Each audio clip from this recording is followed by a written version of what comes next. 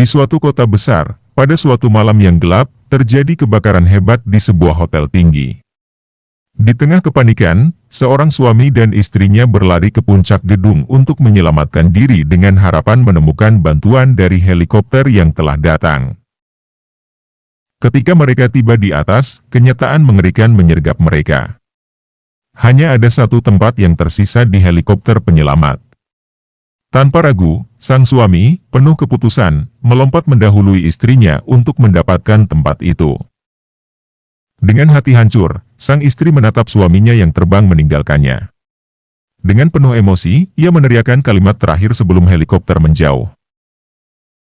Namun, tragedi belum berakhir. Api semakin membesar, menghanguskan seluruh gedung, termasuk sang istri yang ditinggalkan.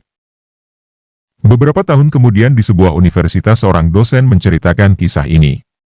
Kemudian bertanya pada mahasiswanya, menurut kalian, apa pesan terakhir yang sang istri itu teriakkan? Sebagian besar mahasiswa itu menjawab, kamu jahat. Aku benci kamu. Kurang ajar. Kamu egois. Gak tanggung jawab. Gak tahu malu. Tapi ada seorang mahasiswa yang hanya diam saja, dan dosen itu meminta mahasiswa yang diam itu menjawab. Kata si mahasiswa, saya yakin si istri pasti berteriak, tolong jaga anak kita baik-baik. Dosen itu terkejut dan bertanya, apa kamu sudah pernah dengar cerita ini sebelumnya? Mahasiswa itu menggeleng, belum, tapi itu yang dikatakan oleh ibu saya sebelum dia meninggal karena penyakit kronis. Dosen itu menatap seluruh kelas dan berkata, jawaban ini benar. Hotel itu kemudian benar-benar terbakar habis, dan sang suami harus kembali ke kota kecilnya dengan air mata yang terus menetes harus menjemput anak-anak mereka yang masih TK dan balita, dan mengasuh anak-anak mereka sendirian. Kisah tragedi ini disimpan rapat-rapat, tanpa pernah dibahas lagi. Setelah puluhan tahun kemudian, anak-anak itu sudah menjadi dewasa, ada yang menjadi pengusaha, ada yang menjadi dokter dan satu lagi masih bekerja sambil kuliah. Pada suatu hari, ketika anak bungsunya membersihkan kamar sang ayah, anak itu menemukan buku harian ayahnya.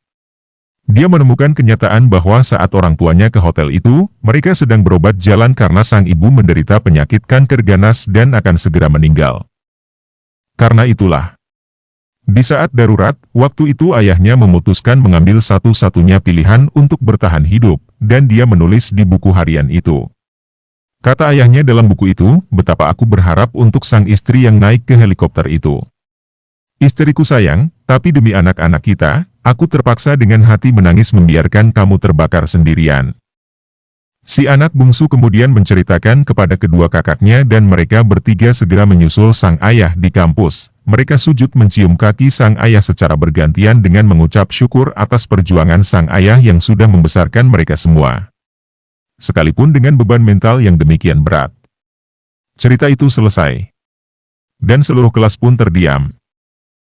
Dosen itu kemudian berkata, siapakah sang ayah itu? Dialah yang saat ini ada di hadapan kalian. Mahasiswa dan mahasiswinya segera berlarian memeluk sang dosen.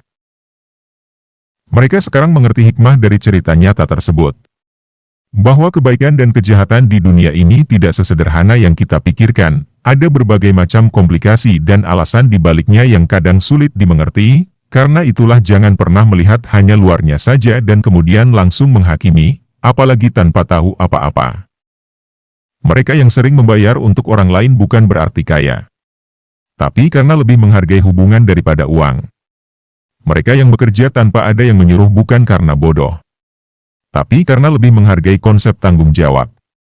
Mereka yang minta maaf duluan setelah bertengkar, bukan karena bersalah. Tapi karena lebih menghargai orang lain. Mereka yang mengulurkan tangan untuk menolongmu bukan karena merasa berhutang. Tapi karena menganggap kita adalah sahabat. Mereka yang sering mengontakmu dan mengajakmu reuni atau silaturahmi bukan karena tidak punya kesibukan. Tetapi karena kamu ada di dalam hatinya, dan ingatlah. Jangan mudah mengambil kesimpulan karena asumsi.